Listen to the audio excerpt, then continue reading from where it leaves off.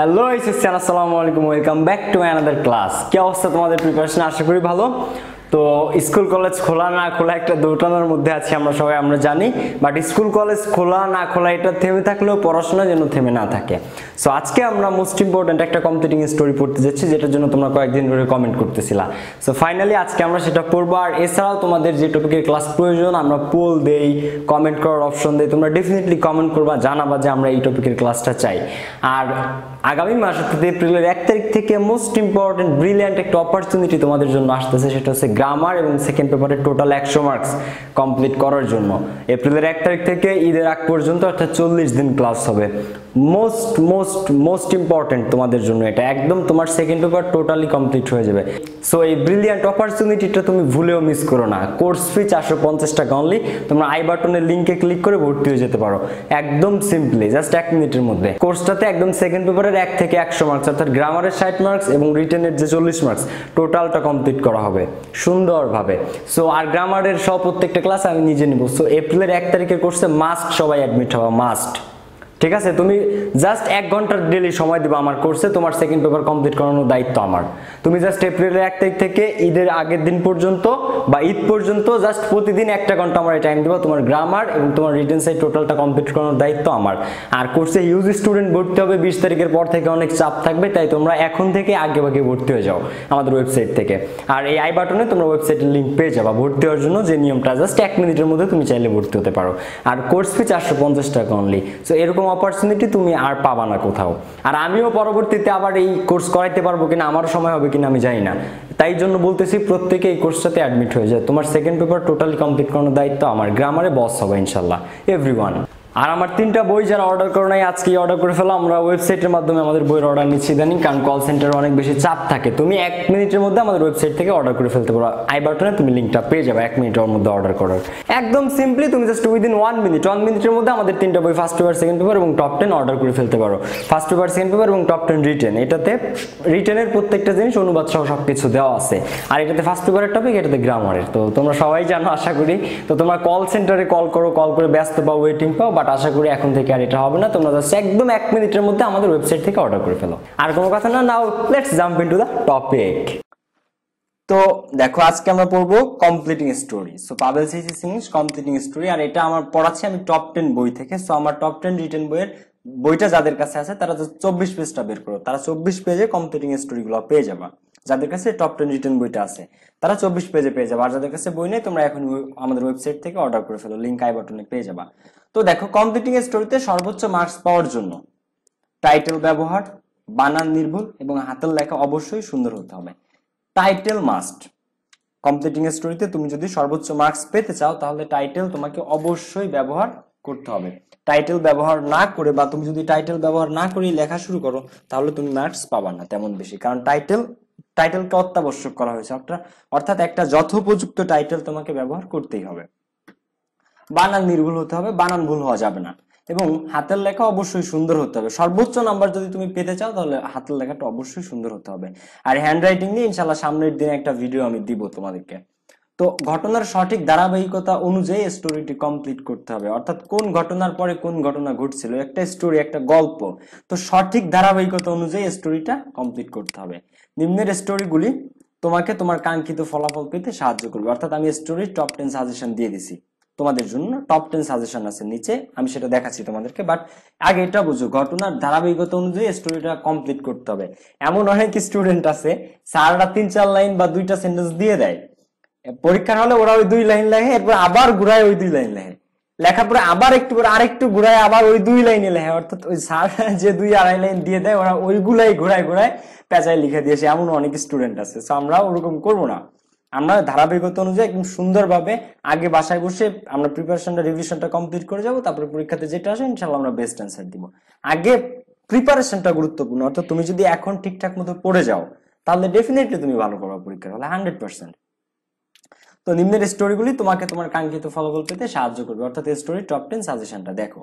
1 নম্বরে গ্রাস ফর লসল, 2 নম্বরে money can bring happiness, an ant and a dog, অর্থাৎ একটা পিঁপড়ার একটা পাখির গল্প, ঘুঘু পাখির গল্প। Where there is a will there is a way, ইচ্ছা থাকলে উপায় হয়, অর্থাৎ থার্স্টি ক্রো এর গল্প, তৃষ্ণার্ত কাক। A foolish crow and a sly fox, অর্থাৎ একটা বোকা কাক এবং একটা ধূর্ত খ্যাকশিয়াল। Dress doesn't make a man great, পোশাক কাউকে মহৎ করে না, শেখ সাদির গল্প, শেখ সাদি রহমতুল্লাহ এর। ডিভোশন টু মাদার, মাতৃভক্তি, বাইজিদ বুস্তামির এর গল্প। অ্যান অনেস্ট উডকাটার, একজন সৎ উডকাটারের গল্প। এ ড্রেডফুল কল এট মিডনাইট, মাঝরাতে একটা ভয়ঙ্কর কল, এই স্টোরিটা। এরপরে the lion and the mouse, তো সিংহ এবং মাউস মানে ইঁদুরের গল্প, ভুলে যাই মাঝে মাঝে মাউস মানে ইঁদুর নাকি আরেকটা প্রাণী আছে ওইটা বলবো না নাম। তো এই হচ্ছে টপ 10 সাজেশন আমাদের প্যাসেজের জন্য। 100% আমরা এই 10টা কমপ্লিট করবো প্রিপারেশনটা, ঠিক আছে? 100% এটা কমপ্লিট না করে তুমি পরীক্ষার হলে যাবা না এই 10টা স্টোরিতে। তো চলো এখন আমরা আমাদের আজকের স্টোরিটাতে যাই। তো দেখো আজকে আমরা পড়বো এ গ্রিডি ফার্মার অথবা গ্রাসপল লসল। তো তুমি এই যে স্টোরিটা, এটাকে তুমি গ্রিডি ফার্মার, একজন লোভী ফার্মার, এই টাইটেলেও লিখতে পারো, অথবা গ্রাসপল লসল। গ্রাসপল লসল, অতি লোভে তাঁতি নষ্ট, এই টাইটেলটাও তুমি ব্যবহার করতে পারো, যেটা তোমার ইচ্ছা। এ গ্রিডি, গ্রিডি মানে লোভী, লোভী এটা একটা অ্যাডজেক্টিভ। তো একজন লোভী ফার্মার অথবা গ্রাসপল লসল, অতি লোভে তাঁতি নষ্ট। চলো আমরা স্টোরিটা পড়ি। There once lived a poor farmer. এক সময় lived, once মানে একদা বা এক সময়, lived বসবাস করতো, a poor farmer একজন দরিদ্র কৃষক।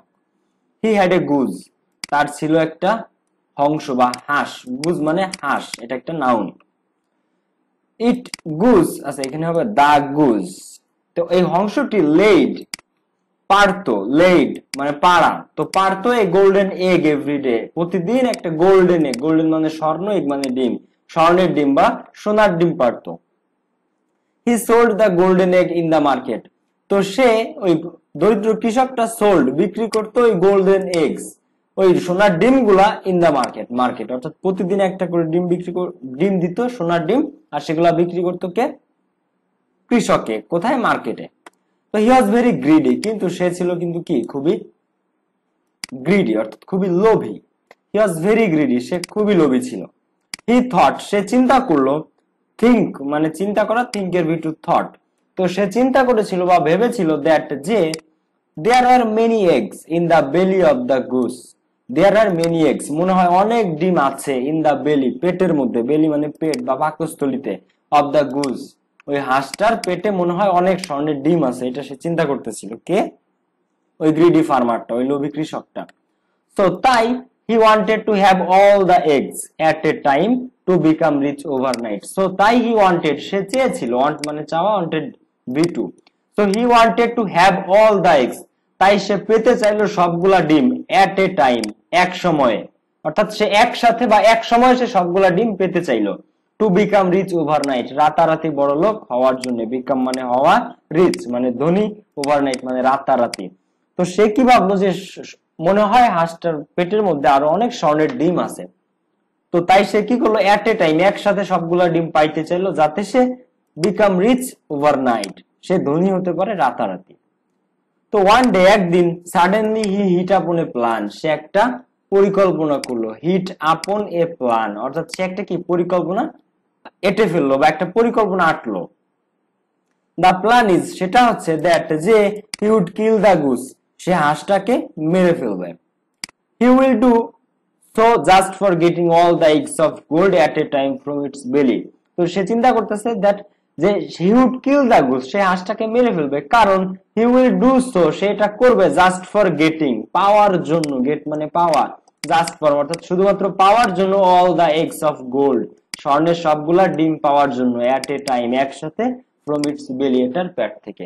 আর সে হাঁসটাকে মেরে ফেলবে কারণ যাতে সে হাঁসটার পেট থেকে সবগুলা ডিম, all the eggs of gold স্বর্ণের সবগুলা ডিম যাতে সে একসাথে পেতে পারে।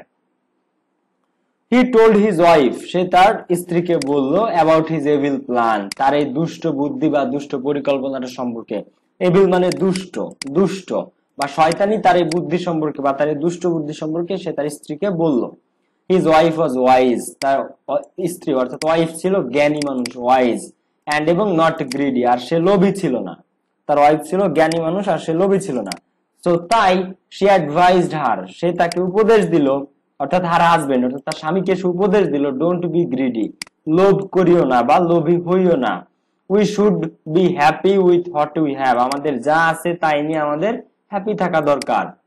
We should be happy with what we have, আমাদের যা আছে তাই নিয়ে আমাদের কি হ্যাপি হওয়া উচিত। বাট কিন্তু দ্য গ্রিডি ফার্মার, এই লোভী কৃষকটা didn't listen to his wife, তার স্ত্রীর কথা শুনলো না। He killed the goose with a sharp knife, সে কিল্ড দ্য গুস, হাঁসটিকে মেরে ফেললো বা হত্যা করলো, উইথ এ শার্প নাইফ, একটা ধারালো ছুরি দিয়ে। শার্প মানে ধারালো, আর নাইফ মানে ছুরি। তো একটা ধারালো নাইফ দিয়ে, একটা ধারালো ছুরি দিয়ে সে হাঁসটাকে কি হত্যা করে ফেললো। যদিও তার স্ত্রী কি তাকে কি বলছিল, মানা করছিল আর বলছিল আমাদের যা আছে তাই নিয়ে আমাদের হ্যাপি থাকা উচিত। But farmer didn't listen to his wife, কিন্তু সে তার স্ত্রীর কথা শুনে নাই। দেন কি হইলো, হি কাট ওপেন ইটস বেলি, এরপরে সে কেটে এর পাকস্থলীটা খুললো, অর্থাৎ মানে হাঁসের হংসের পেটে যে পাকস্থলীটা সেটাকে সে কাটলো, কেটে এটা খুলে ফেললো। বাট এলাস, কিন্তু দুঃখের বিষয়, he found no eggs in it, সে এটার মধ্যে কোনো ডিম পাইলো না। ফাউন্ড মানে পাওয়া, নো এগস, সে কোনো ডিমই পাইলো না এটার মধ্যে। এন্ড ফাইনালি, এবং অবশেষে, দ্য গ্রিডি ফার্মার, লোভী farmer, lost his valuable Goose, lost হারিয়ে ফেললো, his valuable Goose for ever, valuable Goose তার মূল্যবান অংশটি ফর এভার চিরতরে। বরঞ্চ কি হইলো, ফাইনালি শেষ পর্যন্ত, দ্য গ্রিডি ফার্মার, এই লোভী farmer, lost his valuable goose, হারিয়ে ফেললো তার মূল্যবান অংশটি ফর এভার চিরতরে। ইনস্টেড অফ বিকামিং রিচ, সে বিকামিং রিচ, আর ইনস্টেড এর পরে অ্যাপ্রোপ্রিয়েট প্রিপোজিশন অফ বসে। ইনস্টেড অফ মানে পরিবর্তে, বিকামিং মানে হওয়া রিচ, তো সে ধনী হবার পরিবর্তে হি বিকেম পুয়ার, সে হয়ে গিয়েছিল গরিব। তো ওভার গ্রিডিনেস বট মিসফরচুন, ওভার গ্রিডিনেস অর্থাৎ অধিক মাত্রার লোভ বা অতিরিক্ত লোভ, বট নিয়ে আসে, মিসফরচুন দুর্ভাগ্য, অর্থাৎ অধিক লোভ বা অতিরিক্ত লোভ দুর্ভাগ্য বয়ে আনে। মিসফরচুন মানে দুর্ভাগ্য, বট মানে নিয়ে আসে বা বয়ে আনে, আর ওভার গ্রিডিনেস মানে অতিরিক্ত লোভ দুর্ভাগ্য বয়ে আনে। ক্লিয়ার? এই হচ্ছে আমাদের আজকের স্টোরিটা, এ গ্রিডি ফার্মার, অথবা তুমি টাইটেল দিতে পারো গ্রাসপাল লস অফ। আর এটা হচ্ছে পড়ানো হলো আমার টপ 10 বইয়ের 24 পেজ থেকে। সো তোমাদের যাদের কাছে বই নাই, তোমরা আজকেই অর্ডার করে ফেলতে পারো, টপ 10 সাজেশন সহ সবকিছু সুন্দরভাবে পেয়ে যাবে ইনশাআল্লাহ। তো আজকে এ পর্যন্তই, দেখা হচ্ছে নেক্সট কোনো ভিডিওতে। পাবেল সিসি ইংলিশের সাথেই থাকো। আর শুধু গ্রামার বা শুধু একটা বিষয় না, সম্পূর্ণভাবে প্রিপারেশন নিও, অর্থাৎ প্যাসেজ, রিটেন সাইড, গ্রামার, তিনটারই গুরুত্ব সমান। তোমরা সবসময় শুধু গ্রামারে ফোকাস করো, শুধু গ্রামারে ফোকাস করে কখনো সফলতা পাবা না। অবশ্যই তোমাকে গ্রামার, সাথে প্যাসেজ, সাথে রিটেন সাইড, তিনটাই সমানভাবে গুরুত্ব দিতে হবে। ইনশাআল্লাহ নেক্সট ভিডিওতে দেখা হবে। টেক কেয়ার, সি ইউ, আল্লাহ হাফেজ, আসসালামু আলাইকুম।